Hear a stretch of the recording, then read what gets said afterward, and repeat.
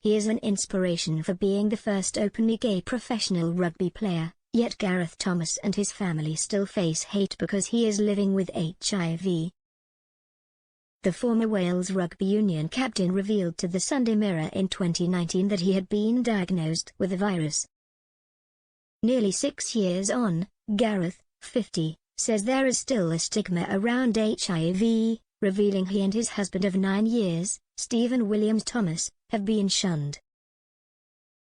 Gareth says, "In a way, sadly, my family are sometimes guilty by association with me. You know, my husband sometimes has difficulties at work or difficulties in society because he's married to me. My husband is HIV negative, but because I'm HIV positive, people assume that he's bound to be HIV positive because they don't understand treatment.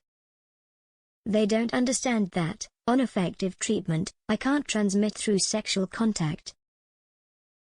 But he feels there's still a long way to go to educate people. He says, "When you walk into a restaurant, people will leave. People don't want to share the same glass as you or use the same cutlery. They don't want to shake your hand, they don't want to give you a hug. They don't want to give you a kiss." So many people, as well as myself, have had these stigmatized lived experiences when there's no need to. Science and medicine is so advanced now, you know. I live with HIV and I take 1 tablet a day. I live a normal, happy, healthy life. Gareth praises Keir Starmer for recently becoming the first Prime Minister to publicly take an HIV test.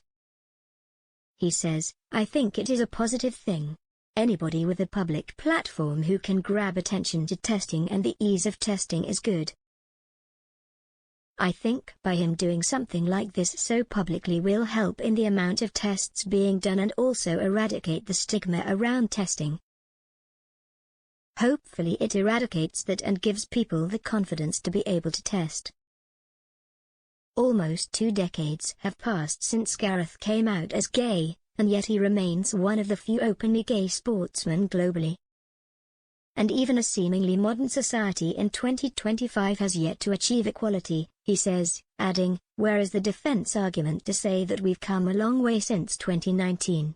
As much as we'd like to say as a society, we've moved on, we're accepting, we're equal and we're diverse, well, within sport, you can't name me 5 openly gay male participants out of millions and millions of people.